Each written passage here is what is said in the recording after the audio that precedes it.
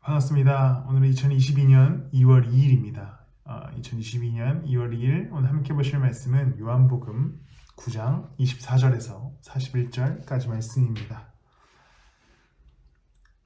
눈이 보이지 않던 사람이 눈을 뜨게 된 후에, 특별히 안식일에 그렇게 된 이후에 예수님의 은혜로 그런 일들이 일어났지만 유대인들 사회 속에서는 엄청난 혼란이 찾아오게 됩니다.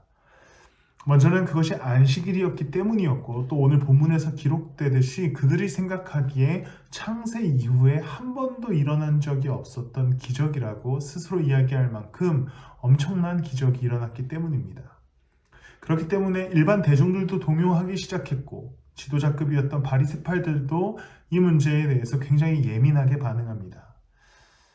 그래서 유대인들이 이 고침을 받은 사람을 불러놓고 회유하기 시작합니다. 이게 예수 때문에 이렇게 고쳐진 게 아니라 하나님 때문이라고 고백해라. 그분께 영광을 돌려라 라고 회유하지요.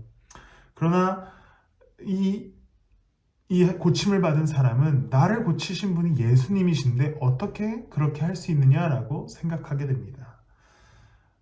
25절에 그래서 이렇게 대답하죠. 나는 그분이 죄인인지 아닌지는 모릅니다. 다만 한 가지 내가 아는 것은 내가 눈이 멀었다가 지금은 보게 되었다는 것입니다. 이 사람에게는 예수님이 유대인들이 말하는 것처럼 죄인이든지 이 예수님이 어떤 문제가 있든지 상관이 없습니다. 왜냐하면 일단 자신이 눈을 뜨게 됐다는 사실이 더욱더 중요하기 때문이지요. 당연한 사실, 눈에 보이는 팩트는 이 사람이 눈을 뜨게 되었다는 겁니다. 예수님의 은혜로요. 그러나 유대인들은 그것을 어떻게든 부정하고 예수님을 죄인으로 만들어야 했기 때문에 온갖 회유와 온갖 압박과 그런 정책을 펼치게 됩니다. 그래서 28절에 보면 이 말을 하자 이 많은 유대인들이 고침을 받은 사람에게 욕설을 퍼붓는 장면도 등장합니다. 문제가 해결되었습니다. 보이지 않던 자가 보게 되었습니다. 예수 그리스도의 기적이 일어났습니다. 그런데 그 사실에 집중하지 못하고 자신들의 아집과 신념, 예수가 죄인이다라고 하는 사실을 관철시키기 위해서 이 사람에게 욕설을 퍼붓게 되는 문제가 오늘 본문에서 발생합니다. 자신들이 세워놓은 기준에 예수님은 죄인이었고, 그렇기 때문에 예수님의 기적을 무마시켜야 했기 때문에 이 사람의 고백을 완전히 어떻게든 없애버리려고 하는 시도를 엿볼 수 있습니다. 우리의 삶의 자리는 어떻습니까? 삶의 자리에서 일어난 팩트는 예수 그리스도께서 우리를 십자가의 은혜로 구원하여 주셨다는 것입니다. 그 사실은 변하지 않습니다. 우리는 죄에서 구원을 얻어 생명을 얻었습니다. 이제 우리가 바라봐야 할 지점은 그 지점입니다. 그 사실 속에서 이제 우리는 본문의 뒤에 장면을 보면 이 고침을 받은 사람이 예수 그리스도께 무릎 꿇고 주님 내가 믿습니다라고 38절에 고백하는 것처럼 우리가 예수님이 나의 구원자이심을 믿는다면 우리는 삶의 자리에서 어떤 여타 다양한 논리들을 다 잠시 뒤로 미루고 우리도 무릎을 꿇고 그분께 나아가 믿습니다라고 할 수 있는 신앙의 태도가 필요합니다.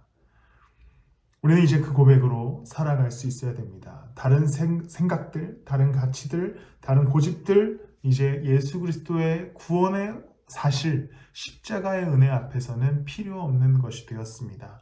이제 우리에게 필요한 것, 예수 그리스도께서 나를 구원하여 주셨고 내가 그 구원의 은혜 속에 주로 예수 그리스도로 고백한다는 사실, 그 진리로 살아가는 하루가 되시기를 축복합니다.